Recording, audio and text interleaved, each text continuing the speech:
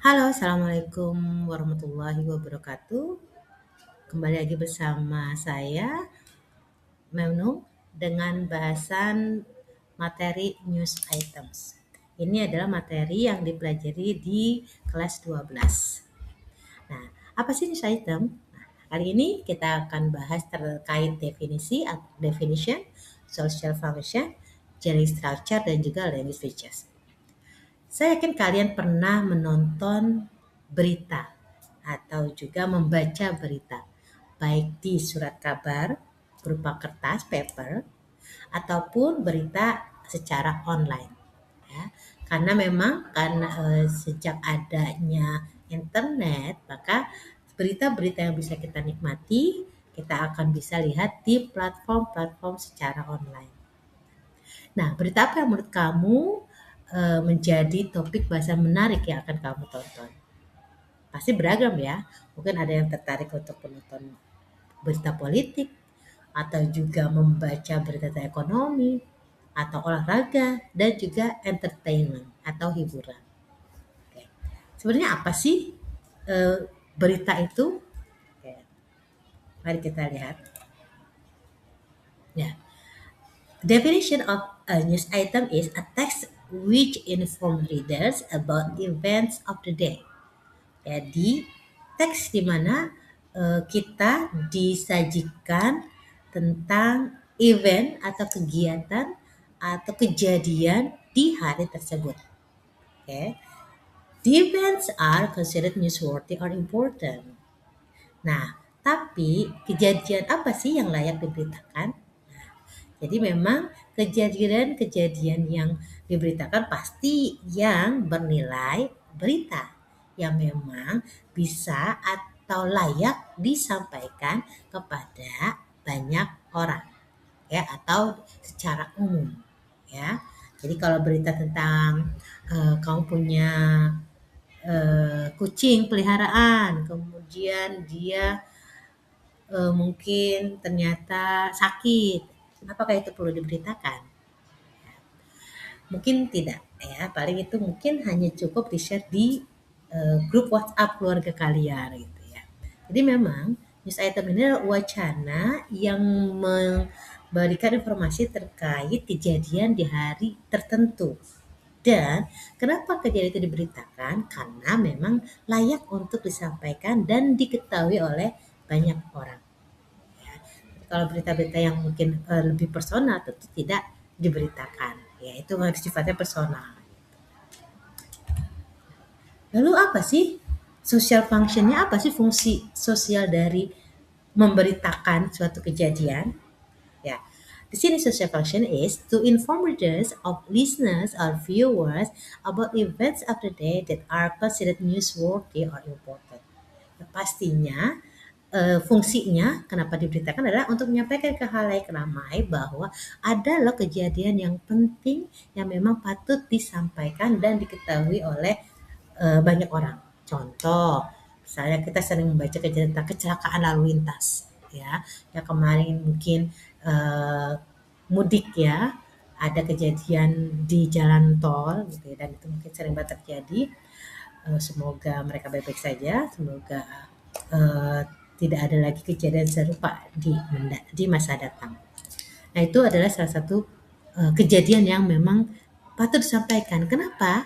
Supaya masyarakat belajar dari kejadian tersebut. Misalnya kalau ada kecelakaan berarti kita harus bagaimana harus lebih berhati-hati di jalan, gitu kan.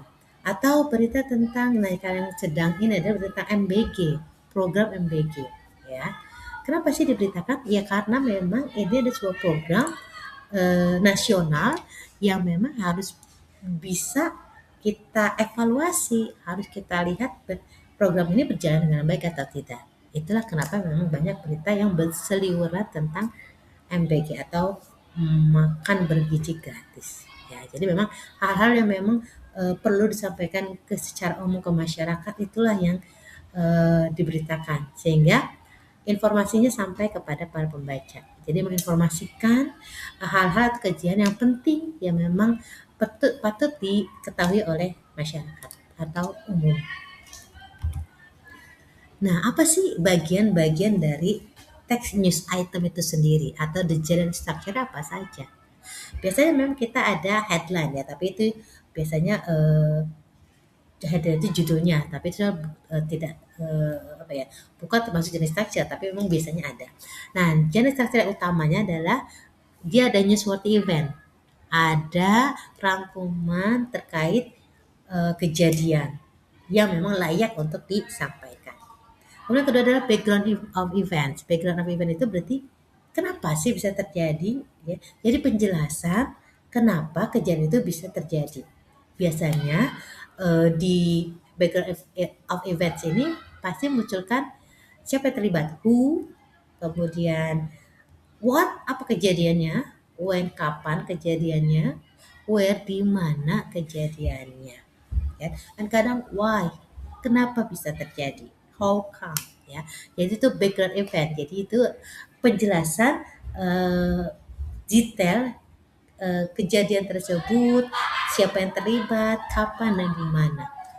Oke. Kalau tadi newsworthy event rangkuman kejadian pentingnya utamanya, kalau background events itu adalah penjelasannya lebih detail dari berita tersebut.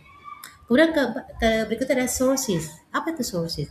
The source of information comments by participants in, witnesses to, and authorities expert on the event. Jadi source ini adalah narasumber, ya. Siapa yang mengalami kejadian tersebut? Ya, biasanya komentar-komentar dari partisipan kalau dia kegiatan misalnya seminar, workshop atau juga rapat tahunan perusahaan gitu ya. Kemudian ada juga witness, saksi mata dalam kejadian misalnya kecelakaan lalu lintas, kemudian mungkin ada kejahatan gitu ya, atau juga ada bencana alam. Nah, biasanya saksi mata itu yang mungkin memberikan informasi. Atau juga otoritas pihak yang berwenang. Misalnya ada kalau di kecelakaan kita punya polisi mungkin yang sudah sampai di lokasi, maka mereka akan memberikan keterangan terkait kejadian tersebut. Ya, jadi sources itu adalah narasumber yang bisa dimintai keterangan terkait kejadian yang sedang diberitakan.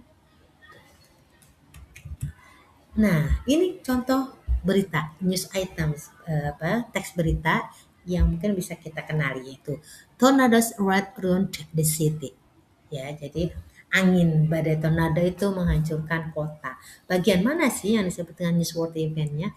Umumnya newsworthy event itu akan muncul di paragraf pertama dari berita pendek. Ya, di sini tornado that occurred in Moscow City, Russia yesterday has devastated the whole town in a matter of hours. Jadi tornado sudah menghancurkan kota Moskow dalam hitungan jam saja.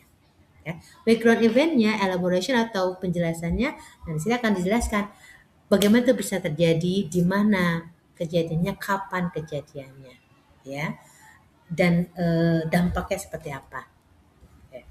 Nah, untuk sources di sini kita bisa lihat contohnya siapa sih yang memberikan keterangan terkait kejadian tersebut. Nah, di sini ada the local response agencies, ya. Nah, itu disebut dengan narasumber. Ini salah satu contoh kalau kita ingin menganalisis sebuah berita terkait generic structure-nya, mana newsworthy event-nya, mana background event-nya, dan juga sources-nya.